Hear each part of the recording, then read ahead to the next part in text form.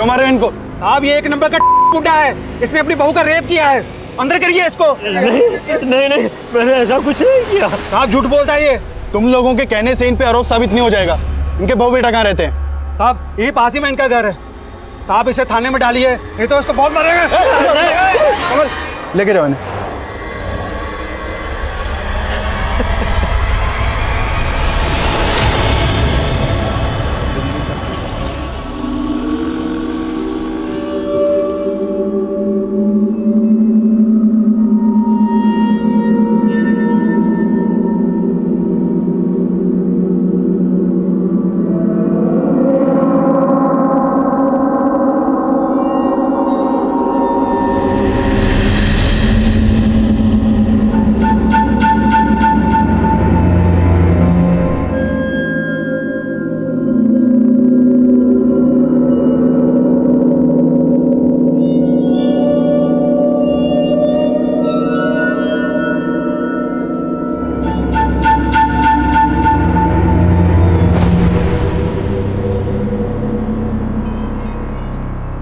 अरे क्या हो गया प्रकाश बाबू? भाई खाओगे क्या? क्यों घूर रहे हो सुबह सुबह? ये फाइल क्यों नहीं कंप्लीट की? नहीं की तो तुम कर दो ना यार। देखो अगर मैं कंप्लीट करूंगा तो तुम कोई ना कोई कमी तो निकालोगे। क्यों अपने वक्त को बर्बाद करूं? एक काम करो, तुम कंप्लीट कर लो, सारा काम मन के मुताबिक हो जाएगा। हाँ? काम तो मेरे मन मुताबिक ही होगा, लेकिन करोगे तुम। अगर 2 घंटे के अंदर ये फाइल कंप्लीट नहीं की ना तो बॉस को कंप्लेंट कर दूंगा तुम्हारी।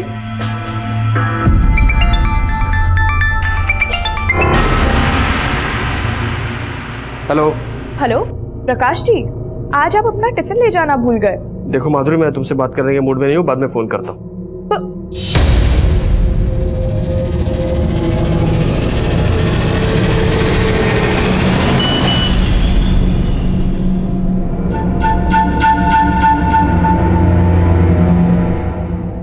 अरे सुरेंद्र सुनो। हाँ साहब। देखो एक बच्चे को O नेगेटिव ब्लड की जरूरत है और मेरा O नेगेटिव ब्लड ग्रुप है, बहुत रेयर होता है ये, तो बॉस को बोल देना मैं ब्लड डोनेट करने गया हूँ, थोड़ा इमरजेंसी है, ठीक है?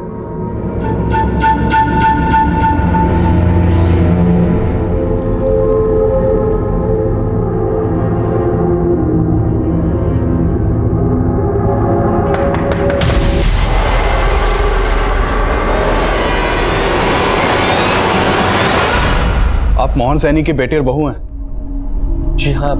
क्यों, क्या बात है? आपके फादर को हमने अरेस्ट किया है। आपके पड़ोसियों ने आरोप लगाया कि आपके ससुर ने आपके साथ जबरदस्ती की है। क्या? देखिए घबराने की कोई बात नहीं, जो भी सच है आप हमें बताइए। नहीं सर, ऐसा कुछ नहीं है सर। लगता है हमारे पड़ोसियों ने आपसे झूठ बोला है सर। क्या बोला आप लोगों ने इनसे? चली जाइए यहां से। सर सच में ऐसा कुछ नहीं है, प्लीज उन्हें छोड़ दीजिए। आप बोलिए ना कुछ। जी हाँ सर, वो वीना सही बोल रही है। ठीक है।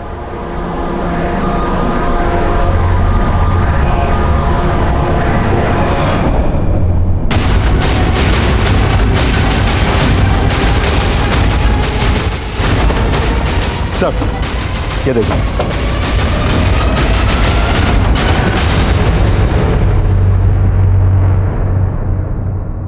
सर सुबह एक दूध वाले ने इसकी लाश देखी तो कंट्रोल रूम में फोन किया, और ये देखिए लाश के पास सिर्फ ये बाइक मिली है, इसका मोबाइल पर्स सब गायब है। एंगल लूट का नहीं लगता। अगर मामला लूट का होता तो वो बाइक लेकर भी जाते। इसकी पहचान पता करो, और देखो बाइक किस एड्रेस पे रजिस्टर्ड है। Okay sir.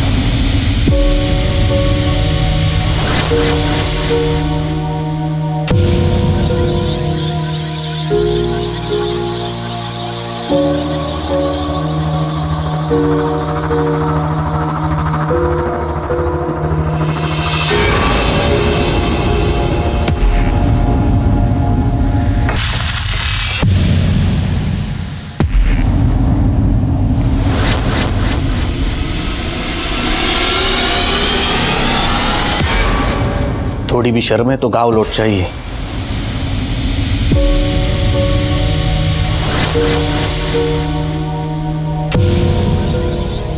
साहब हमें ये आदमी अपने मोहल्ले में नहीं चाहिए, अंदर करिए इसको। थोड़ी भी शर्म है तो गाँव लौट चाहिए।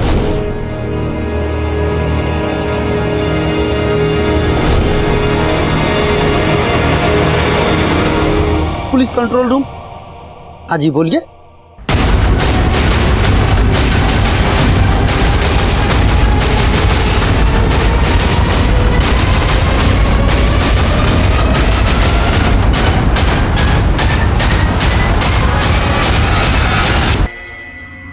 सर, उस लाश के पास जो बाइक मिली थी वो प्रकाश शर्मा के नाम पर मोती नगर के एड्रेस पर रजिस्टर्ड है।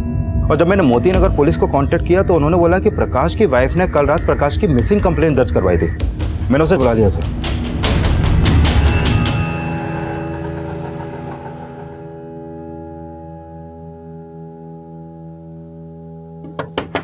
पापा, पापा जी, पापा। मुझे तो कुछ गड़बड़ लग रहा है, दरवाजा तोड़ दीजिए। पापा, पापा जी। पापा। सर, प्रकाश जी कल सुबह ऑफिस के लिए निकल गए थे। मैंने तभी उनको आखिरी बार देखा था। फिर ऑफिस जाने के बाद जब मैंने उनको फोन किया तो उनका मूड कुछ ठीक नहीं लग रहा था। प्रकाश जी, आज आप अपना टिफिन ले जाना भूल गए। देखो माधुरी, मैं तुमसे बात करने के मूड में नहीं हूँ, बाद में फोन करता हूँ। और फिर कल रात को जब वो ऑफिस से घर नहीं आए तो मैंने उनके ऑफिस वालों को भी फोन किया। वो कह रहे थे कि ऑफिस पहुंचने के बाद वो कहीं निकल गए। कहाँ के लिए निकल गए थे? सर, वो तो बोल रहे थे कि वो ब्लड डोनेट करने गए थे, पर मुझे उन पे भरोसा नहीं हो रहा है। वो कुछ ना कुछ तो छुपा रहे हैं।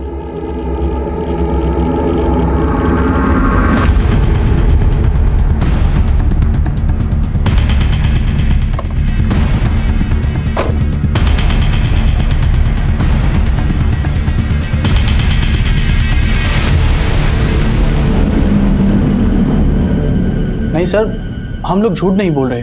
सर, कल सुबह प्रकाश के नंबर पर किसी नंबर से मैसेज आया था। किसी बच्चे को ओ नेगेटिव ब्लड की जरूरत थी शायद। उसके बाद प्रकाश चला गया। एक बच्चे को ओ नेगेटिव ब्लड की ज़रूरत है और मेरा ओ नेगेटिव ब्लड ग्रुप है, तो बॉस को बोल देना मैं ब्लड डोनेट करने गया हूँ, थोड़ा इमरजेंसी है। वैसे प्रकाश ब्लड डोनेट करने कहाँ गया था? सर, ये तो हमें मालूम नहीं।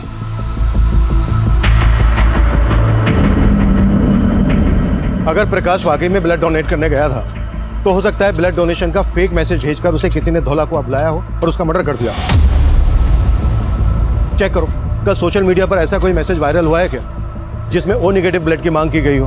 प्रकाश और उसकी वाइफ के कॉल रिकॉर्ड्स भी निकलवाओ। उसके ऑफिस, अड़ोस पड़ोस में सब जगह पूछताछ करो। प्रकाश से जुड़ी हर बात हमें मालूम होनी चाहिए। सर,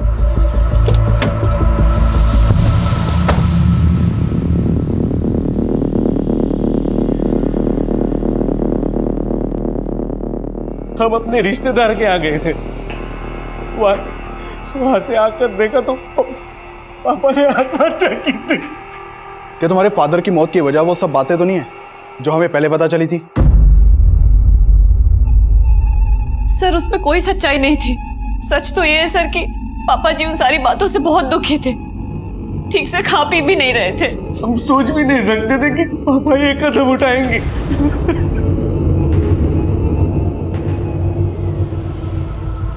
साहब, वैसे तो प्रकाश जी बहुत अच्छे आदमी थे, लेकिन ऑफिस में उनका सिर्फ एक ही इंसान के साथ पंगा था। किसकी बात कर रहे हो तुम? सर, पूर्णिमा मैडम। प्रकाश, ये कुछ एंट्रीज मुझे ठीक नहीं लग रही।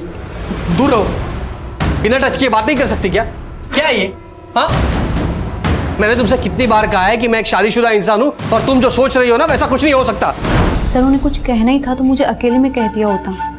ऐसे सबके सामने नीचा दिखाया।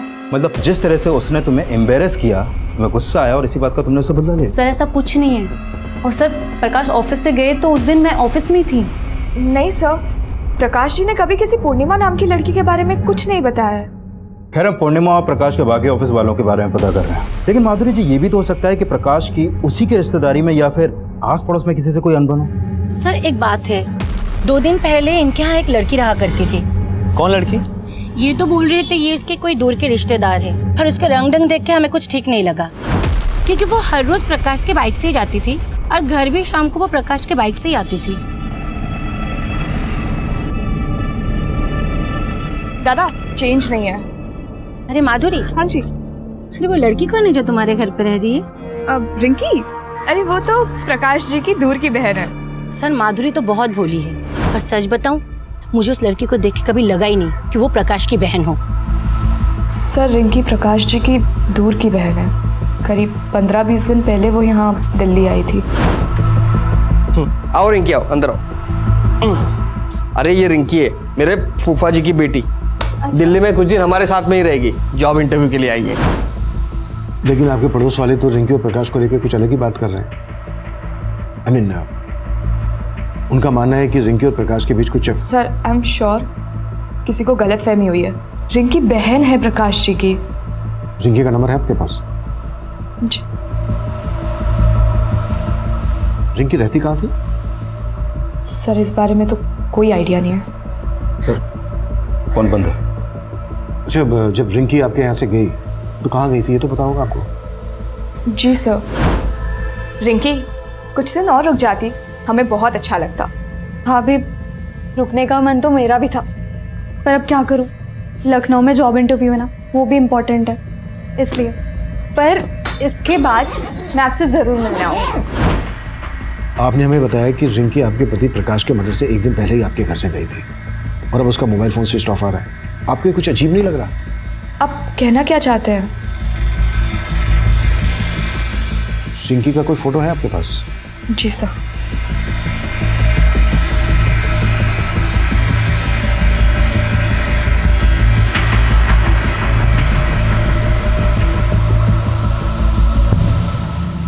रिंकी के कॉल रिकॉर्ड्स और एक्टिविटीज पता करो। प्रकाश के कत्ल से 1 दिन पहले रिंकी का प्रकाश के घर से जाना और अब रिंकी का मोबाइल फोन स्विच ऑफ आना, ये कुछ ठीक नहीं लग रहा है। पानी देना।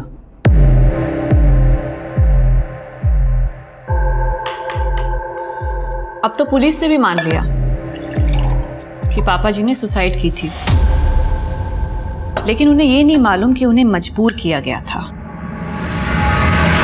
लेकिन सच तो तुम भी जानते हो और मैं भी। क्या कहना क्या चाहती हो? यही कि अगर मैंने सबको सच बता दिया ना, तो तुम रास्ते में चलने के काबिल भी नहीं रहोगे। ये क्या बोल रही है तू? पुलिस ने कहा था मुझसे कि बिना डरे सब सच बता दूं। कहो तो सब सच बता दूं?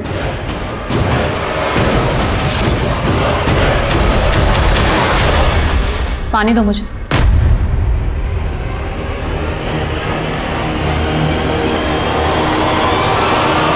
सर मैंने उस ब्लड डोनेशन के मैसेज का सोर्स चेक किया, वो मैसेज फेक नहीं था सर।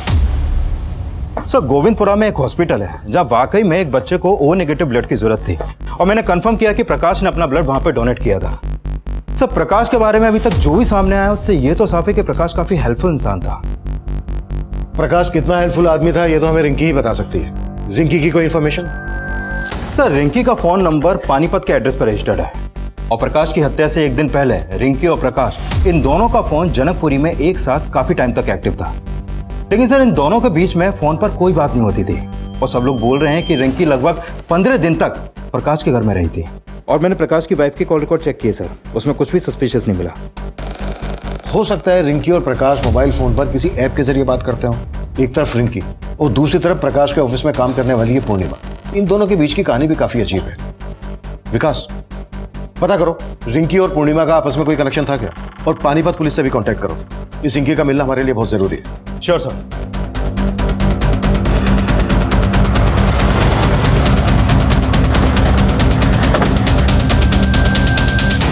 ये लड़की दिल्ली में थी? तुम जानते हो इसे?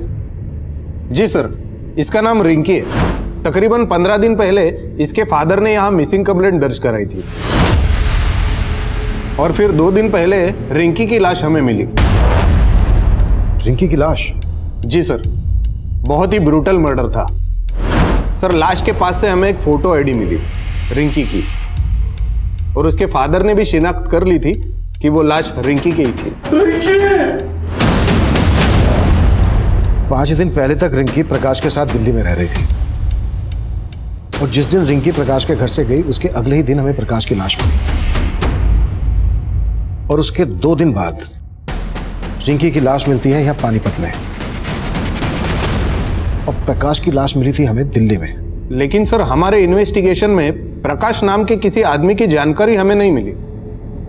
लेकिन प्रकाश ने अपनी वाइफ को बताया था कि रिंकी उसकी दूर की बहन है। वेल, हमें रिंकी के फादर से मिलना है, शायद वो प्रकाश के बारे में जानते हो। सर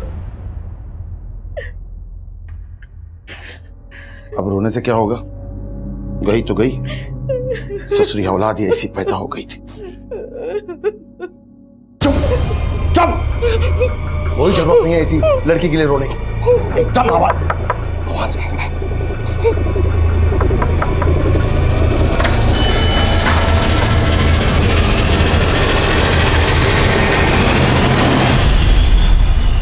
नहीं साहब, मैं किसी प्रकाश वरकाश को नहीं जानता, और दिल्ली में मेरा कोई रिश्तेदार भी नहीं। लेकिन रिंकी दिल्ली में इसी प्रकाश के साथ रह रही थी, कहीं रिंकी और प्रकाश का कोई चक्कर वक्कर तो नहीं था?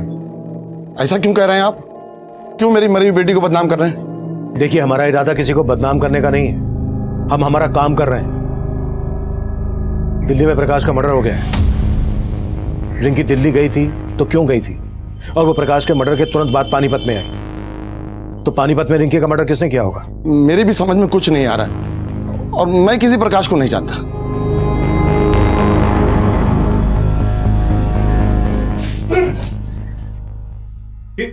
ये क्या बेहूदगी है? देख नहीं रहे हो दिन निकल आया है? हाँ, और तुम घोड़े बेच के सोए हुए हो। कपड़े और बर्तन कौन साफ करेगा? ये सब काम मैं करूंगा? पागल है क्या तू? नहीं तो कौन करेगा? और उसके बाद तो खाना भी बनाना है तुम्हें मेरे लिए। तेरी मर्दानगी अब नहीं चलेगी, समझा? और तुमने ज्यादा कोशिश की ना तो चीख चीख के यहाँ सबको इकट्ठा कर दूंगी, और फिर बोलूंगी सबसे कि कैसे तू मजबूर करता था मुझे। हद से ज्यादा आगे बढ़ रही है तू। हदें तूने पार की हैं। अब जाके मुझे तुझे काबू में करने का मौका मिला है। जैसे जैसा कह रही हूँ वैसा कर। जेल में चक्की पीसने से तो बेहतर है ना कि घर का चौका बर्तन कर, समझा? अब चल शुरू हो जा।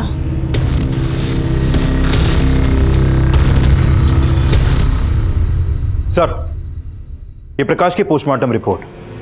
सर, प्रकाश की मौत से पहले उसको काफी पीटा गया था, और सर पानीपत पुलिस से रिंकी की पोस्टमार्टम रिपोर्ट के बारे में ही पता चला है। सर, रिंकी की बॉडी पर भी काफी एक्सटर्नल इंजरी के मार्क्स मिले हैं, और मारने से पहले उसके साथ रेप भी किया गया था।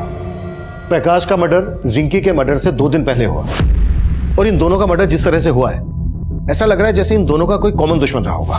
सर, रिंकी को लेकर प्रकाश ने अपनी वाइफ से झूठ बोला था। अरे ये रिंकी है, मेरे फूफा जी की बेटी। कहीं रिंकी और प्रकाश का आपस में कोई अफेयर तो नहीं? ये एक्स्ट्रा मैरिटल अफेयर से ज्यादा ऑनर किलिंग का मामला लग रहा है। शायद रिंकी के फादर को रिंकी और प्रकाश के अफेयर के बारे में पता चल गया होगा, और उसको ये पता चल गया होगा कि रिंकी पानीपत से भागकर दिल्ली में प्रकाश के साथ रहने लगी है। इसलिए रिंकी के फादर ने प्रकाश को यहां मार डाला और रिंकी को पानीपत ले जाकर मार डाला होगा, ताकि दोनों केस आपस में कनेक्टेड ना लगे। लेकिन सर, रिंकी का रेप हुआ है।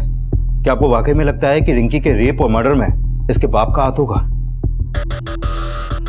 रिंकी के फादर को ऐसे हम क्लीन चिट नहीं दे सकते। रिंकी के फादर की कुंडली निकालो और धोला कुआं में जहां प्रकाश की लाश मिली थी आसपास के सीसीटीवी खंगालो। शायद कोई ऐसा आदमी कैप्चर हुआ हो जो रिंकी और प्रकाश से ताल्लुक रखता है, इन दोनों में से किसी एक से ताल्लुक रखता हो। इन दोनों के कॉल रिकॉर्ड से हमें कुछ नहीं मिला है। इन दोनों के सोशल मीडिया अकाउंट चेक करो, शायद वहां से कुछ मिल जाए। Right sir.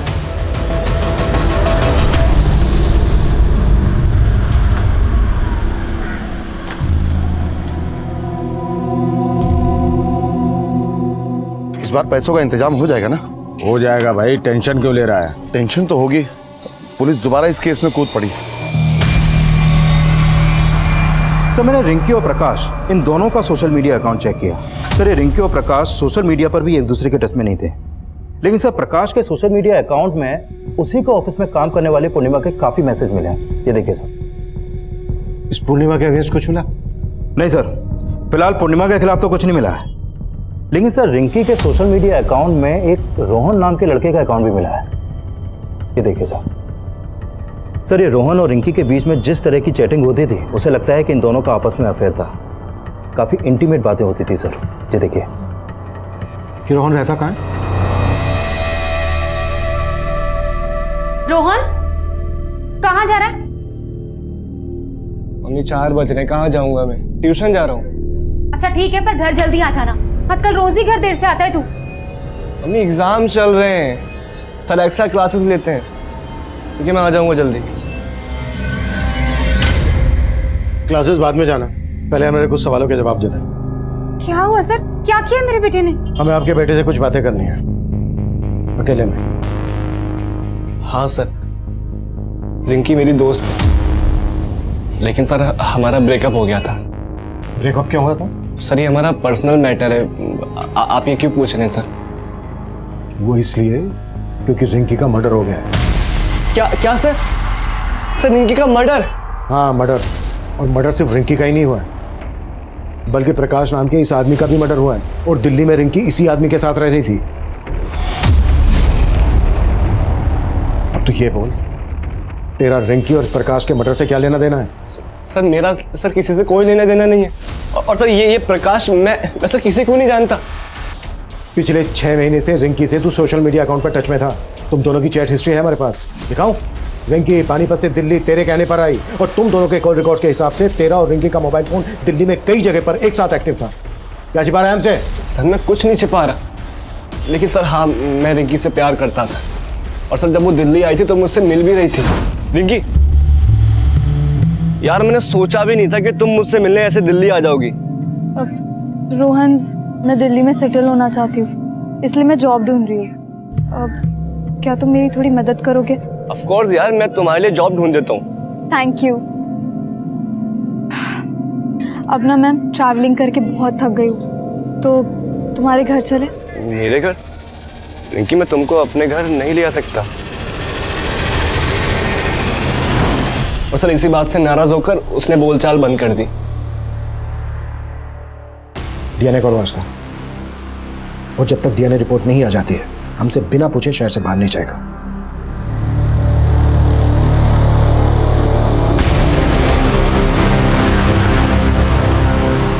नौकर कहाँ? तुम तो पति हो मेरे, फिर बीवी की सेवा करने से क्या परहेज? सेवा? जी तो करता है तेरा गला दबा दूं। फिर तो तुम्हारे बचने की रही सही कसर भी नहीं बचेगी। पुलिस से बचना चाहते हो ना, तो मुझे बचा के रखो और जरा प्यार और नजाकत से पेश आओ। कांच हूं मैं, चटक गई ना तो खूनम खून तुम हो जाओगे। ये लड़का रिंकी का दोस्त है। हो सकता है रिंकी के साथ ये लड़का भी यहाँ पर कभी आया हो। नहीं सर, ये लड़का कभी नहीं आया यहाँ। सर, रिंकी का फोन अभी पालम में एक्टिव हुआ था और फोन अभी भी चालू है। व्हाट?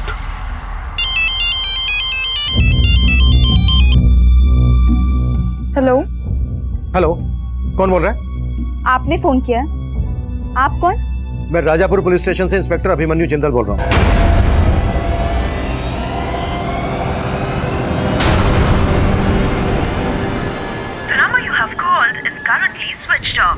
रिंकी का फोन किसी लड़के ने उठाया था और अब स्विच ऑफ। विकास, पालम में जहां रिंकी का फोन एक्टिव हुआ था वहां अपनी एक टीम भेजो। हो सकता है हमारा ध्यान भटकाने के लिए किसने रिंकी का फोन एक्टिव किया हो, और अपने खबरियों को रिंकी का फोटोग्राफ दो, पता लगवाओ कि पालम में रिंकी का कहां कहां आना जाना था। रिंकी के फादर से भी मिलो। सर। रोहन, रोहन,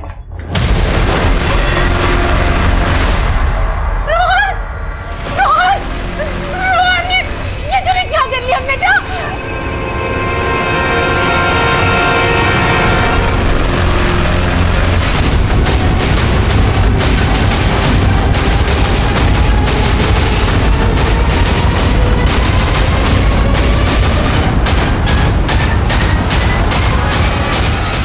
कविता,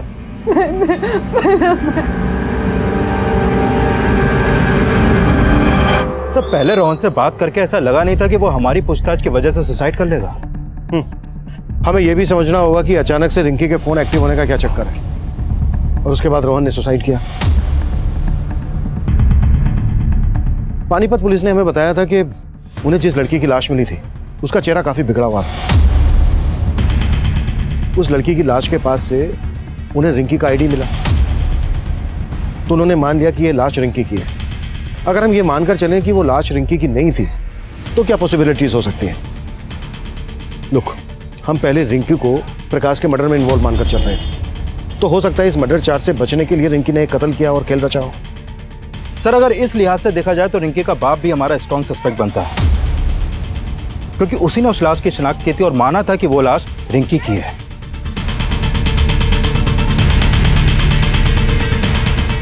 अगर रिंकी जिंदा थी तो फिर वो लड़की कौन थी जिसे रिंकी मानकर रिंकी के घर वालों ने उसका अंतिम संस्कार कर दिया था? तब हमारे पास डीएनए करके ये जानने की गुंजाइश नहीं थी कि वो लाश रिंकी की ही थी या रिंकी की हत्या हुई थी। वहीं सर्कमस्टेंशियल एविडेंस ये साफ कर रहे थे कि रोहन ने आत्महत्या ही की थी। लेकिन रोहन के दिमाग में क्या चल रहा था? उसके आत्महत्या करने की असल वजह क्या थी? ये तब हमारी कुछ समझ में नहीं आ रहा था। पर हमारे लिए ये जानना बेहद जरूरी था कि रिंकी के नंबर पर जिस औरत से मेरी बात हुई थी वो वाकई में रिंकी थी या कोई और। हमने अपना खबरी नेटवर्क फैला दिया। रिंकी से जुड़े सवालों का जल्द से जल्द हल ढूंढने की हम कोशिश में जुट गए थे।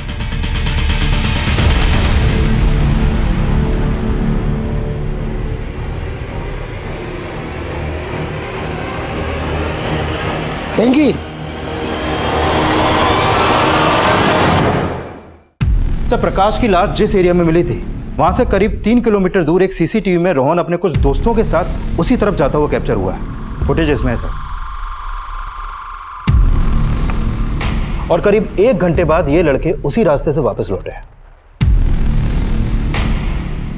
तो मैंने रोहन की मां को इन लड़कों का फोटो दिखाया था। उन्होंने कहा कि ये लड़के रोहन के कॉलेज के हैं।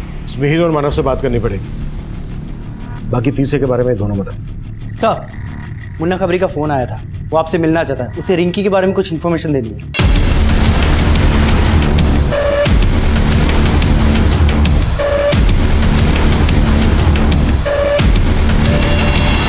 सर, मुझे कोई गलतफहमी नहीं हुई है। वो लड़की यही थी सर, रिंकी। रिंकी,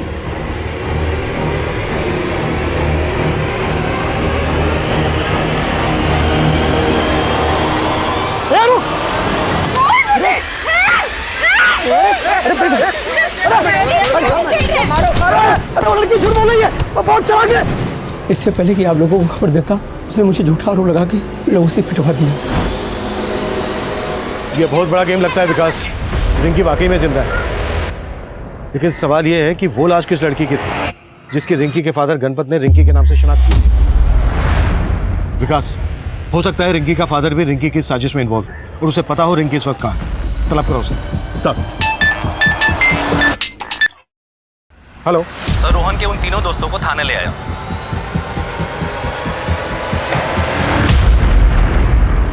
सर, कोई मुंह नहीं खोल रहा है। बोल रहे हैं ना ये रिंकी को जानते हैं ना प्रकाश को। हम सही में नहीं जानते, हमने कुछ नहीं किया। हम नहीं जानते प्रकाश और रिंकी कौन है। जहां प्रकाश की लाश मिली थी उसी एरिया में तुम तीनों को रोहन के साथ देखा गया था।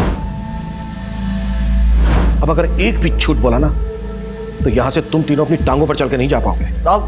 सब रोहन ही हमें वहां लेकर गया था, पर हमने प्रकाश को मारा नहीं था। अब तो बस उसने थोड़ा सा पीटने गए थे। पर रोहन ने हमें बोला था कि अगर हम उस आदमी की पिटाई करेंगे तो वो हमें दारू की पार्टी देगा। उसको किसी से 10,000 रुपये मिले थे उसकी पिटाई करने के। रोहन को 10,000 रुपये किसने दिए थे? किसने दिए थे? ये तो हमें नहीं मालूम साहब, रोहन ही जानता था। रोहन अब रहा नहीं, तो ये मत सोचना कि तुम तीनों बच जाओगे।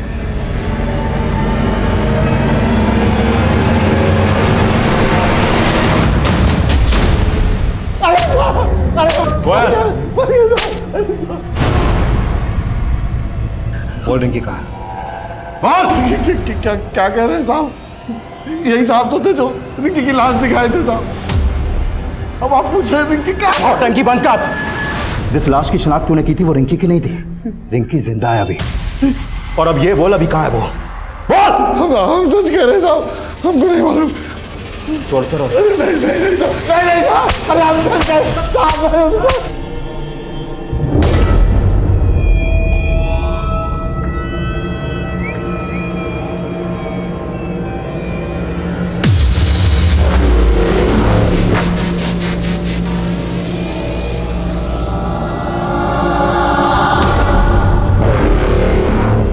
हम तब ये मानकर चल रहे थे कि जिस लड़की की लाश की शिनाख्त रिंकी मानकर की गई थी, उसकी हत्या में रिंकी और रिंकी के साथ रोहन भी इन्वॉल्व होगा, क्योंकि उस लड़की का रेप भी हुआ था। लेकिन उस लड़की की बॉडी पर मिले डीएनए रोहन के डीएनए से मैच नहीं हुए थे, और रोहन के दोस्त भी यही कबूल कर रहे थे कि उन्होंने प्रकाश को सिर्फ पीटा था। फिर रोहन ने क्यों और किस डर से सुसाइड किया, इसकी असल वजह अब भी रहस्य बनी हुई थी, और जल्द ही हमारे सामने एक नई जानकारी आई। सर, रिंकी जब गायब हुई थी तो रिंकी के पिता गणपत ने पानीपत के एक एनजीओ में काम करने वाले इस दिनेश नाम के आदमी से कांटेक्ट किया था। सर, इस दिनेश के पॉलिटिकल कनेक्शन काफी अच्छे हैं। इसने पानीपत के एमएलए से मिलकर पुलिस पर रिंकी को ढूंढने का दबाव डाला था, और फिर रिंकी की लाश मिलने के बाद इसने गणपत को मुआवजा दिलाने के लिए एमएलए को अप्रोच भी किया, और फिर एमएलए ने रिंकी का मुआवजा देने के लिए प्रपोजल फाइल भी कर दिया था, लेकिन वो अभी भी अंडर प्रोसेस है। इसका मतलब गलत लाश को पहचानने का मसला मुआवजे के लालच से भी जुड़ा हो सकता है सर। और ये भी पता चला है कि दिनेश के एनजीओ में ऐसी कई लड़कियां हैं जो सुन और बोल नहीं सकती, और अंदर की खबर ये है कि ये उन लड़कियों को एमएलए समेत कई मिनिस्टर्स और बिजनेसमैन को भी सप्लाई करता है। साहब, आप गलत कर रहे हैं। ये आप नहीं जानते मैं क्या कर सकता हूँ। तू नहीं जानता है मैं क्या क्या कर सकता हूँ। तेरे बारे में सब कुछ पता कर लिया हमने। तेरे एनजीओ की ये लड़की विनीता गायब है, नहीं सुन सकती थी ना ही बोल सकती थी। अब तू ये बोल, ऐसे ही बताएगा या फिर 3rd डिग्री की परमिशन लूं? विकास मैं बताता था, मैंने कुछ नहीं किया साहब। सारा प्लान इसका था साहब, सारा प्लान इसका था। और रिंकी गायब नहीं हुई थी साहब, वो घर छोड़ के भाग गई थी, और भागने से पहले उसने घर में एक लेटर भी छोड़ा था। मैं तो इसके पास गया था रिंकी को ढूंढने के लिए, मदद के लिए साहब। ये मुआवजे का लालच देकर मेरी बुद्धि घुमा दी इसने साहब। वो लड़की की जो लाश मिली है साहब, उसके बारे में भी यही सब जानता है। सब प्लान इसी का था साहब।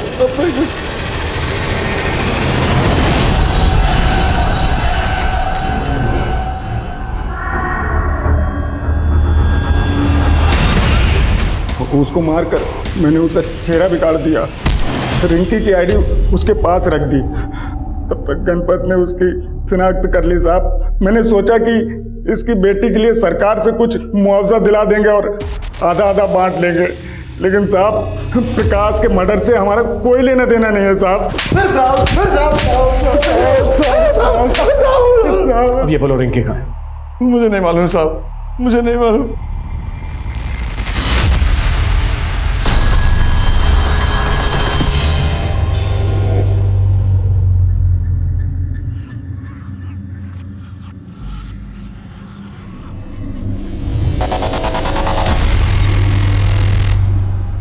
सर, ये रोहन रोहिणी में इस महेंद्र नाम के आदमी से ट्यूशन पढ़ता था, और मैंने चेक किया कि रिंकी का फोन पहले कई दफे रोहिणी में एक्टिव रहता था। सर, हो सकता है ये महेंद्र हमें रिंकी की कोई लीड थे।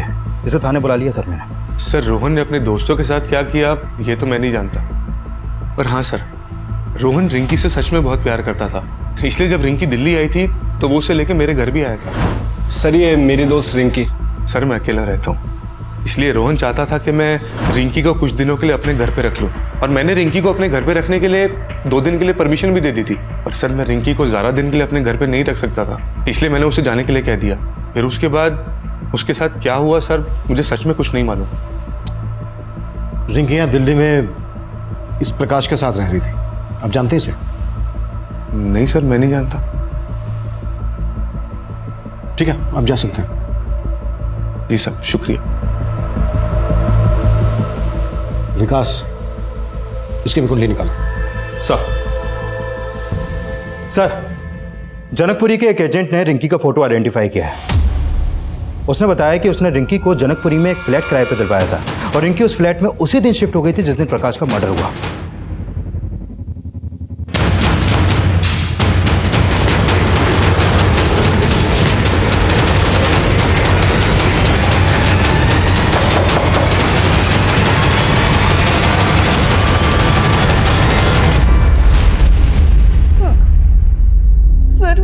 मैंने प्रकाश जी को नहीं मारा। तो अब तक सामने क्यों नहीं आई थी?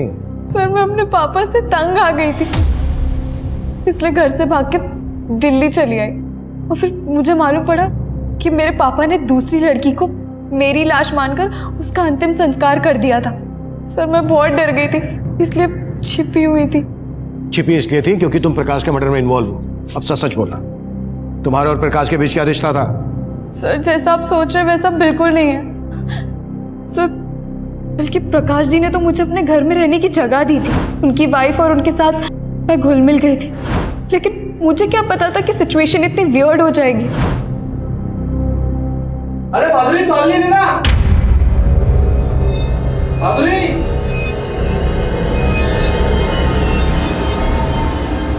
अरे माधुरी तौलिए दो। रिंकी, रिंकी। हाँ देखना प्रकाश जी क्या मांग रहे हैं, मेरे हाथ में आटा लगा हुआ है। अरे माधुरी तौलिए दो। हाँ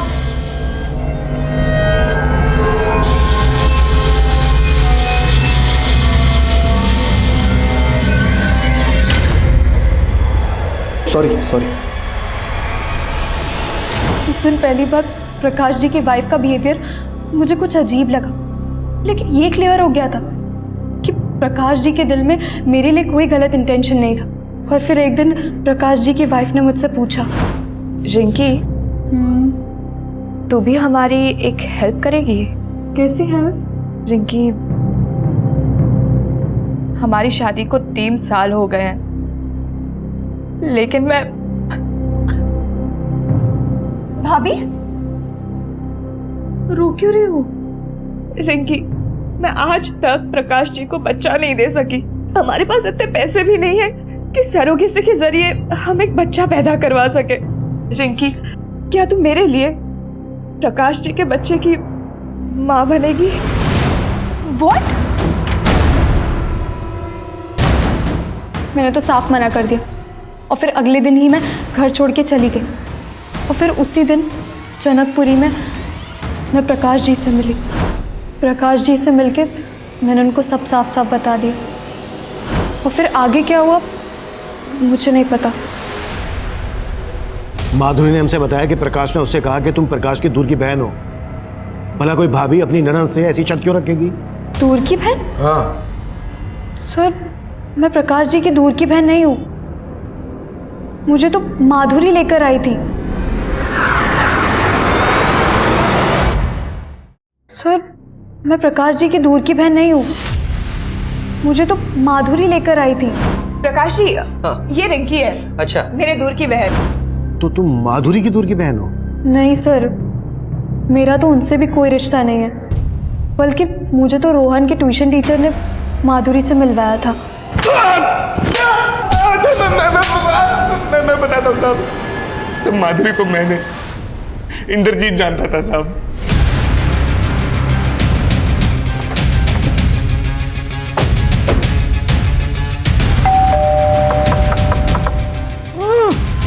एक मिनट, अंदर से कुछ आवाज आ रही है।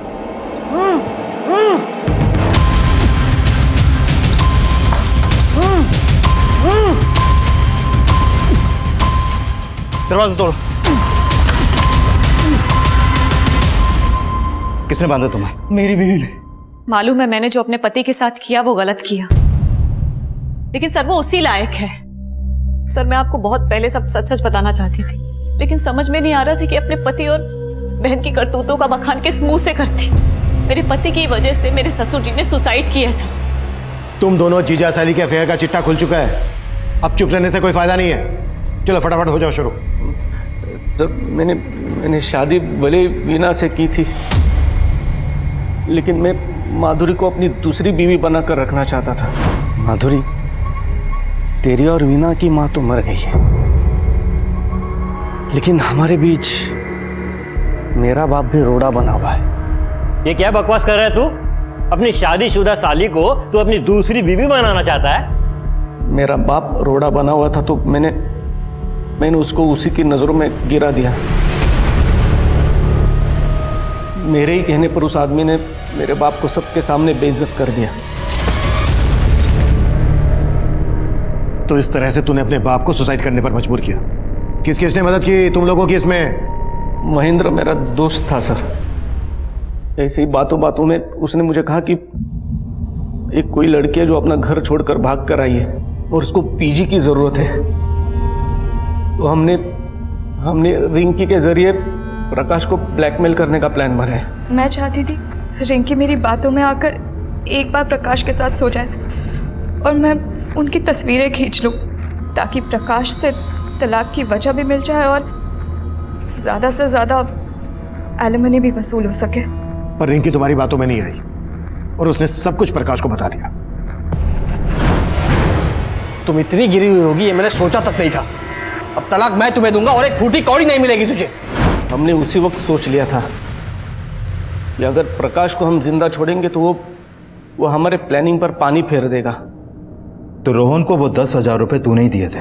जी साहब, लेकिन मैंने रोहन को प्रकाश का मर्डर करने के लिए नहीं बोला था साहब। मैंने तो सिर्फ पीटने के लिए बोला था साहब। उन्होंने जहां प्रकाश को पीटा था वहां मैं भी मौजूद था।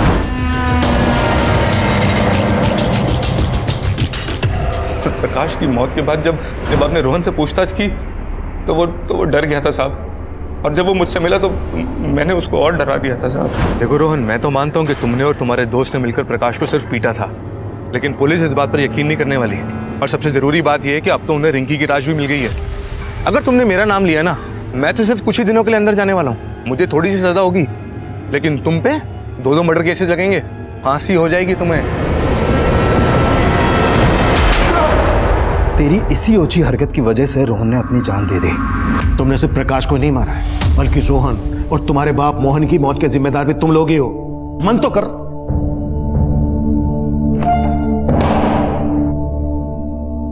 अनैतिक रिश्ते वो मीठा जहर है जो मुंह लगते ही इंसानी सोच और समझ को खोखला करना शुरू कर देता है और देखते ही देखते अपराध के एक ऐसे भंवर में फंसा देता है जहां से वापसी के सभी दरवाजे बंद हो गए होते हैं। इंद्रजीत और माधुरी भी इसी राह पर थे और वो पूरी जिंदगी सलाखों के पीछे यही सोचकर पछताएंगे। उनका एक गलत कदम उन्हें कभी सलाखों से बाहर नहीं निकाल पाएगा। अब मैं सीनियर इंस्पेक्टर अभिमन्यु जिंदल आप लोगों से विदा लेता हूं। आपसे फिर मुलाकात होगी एक नए केस के साथ। देखते रहिए क्राइम पेट्रोल 10 तक। मकसद बताना नहीं, बचाना है।